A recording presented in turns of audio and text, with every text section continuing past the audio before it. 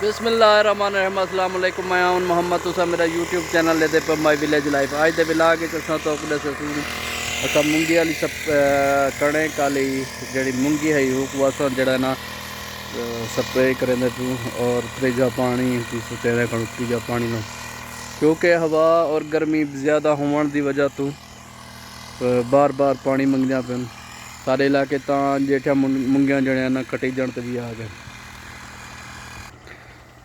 सारे इलाके मज़ीद जड़ा ना बहुत सारे मूंगियां कटी गही भी थी गई, क्योंकि रेट बहुत अच्छे हैं जिसकी वजह तो लोग जड़ा ना कच्चा पक्या कपाई पे।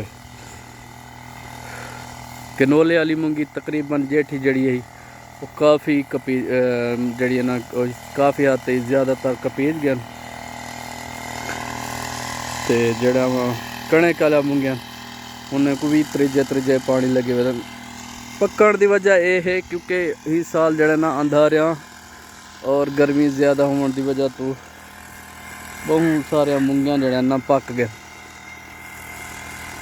जिसकी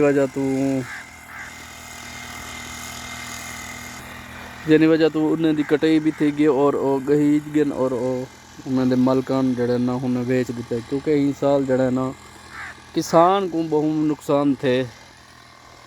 वजह यह है कि कणक का जड़ा ना रेट नहीं बढ़िया। कणक जड़ी है ना इंसान किसान को बहुत नुकसान दिते, क्योंकि 2500-2700 ते विकी है और जड़ा है ना बोरियां भी नहीं मिलिया, बहुत कम मिलन। बड़े जिम्मेदार को बोरियां बहुत कम मिलन। इस साल जड़ा है ना बोरी 1000-1500-2000 की विकती रह गई है। व्यापारी अपना जड़ा ना काम टपा गए, बाकी जड़ा है ना किसान रुल गए इस साल कणक के हवाले ना, क्योंकि काफ़ी हद तक गंदम होने की वजह तो वल उन्हें दा रेट नहीं बढ़िया। सरकारी जड़ी ना रेट तो सही है ही, बोरियां मिल वजन तो किसान किते जड़े बहुत अच्छे हैं, क्योंकि वो अच्छे रेट मिलन। बाकी जड़ा है ना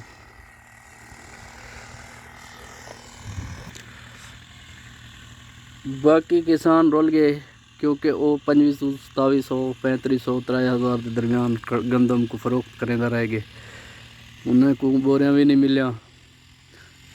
तो बड़े जिम्मेदार को जड़े ना बहु बस जड़ा ना वो बोरियां बहुत कम मिलन, क्योंकि इस साल जड़ा ना रेट इस साल जड़ा ना वो उन्हें को भी बोरियां किसाने को कम मिलन, जिसकी वजह तो कम बंदे जड़े ना पहुँचाए ने बोरियां पास्को वगैरह ते। इनके अलावा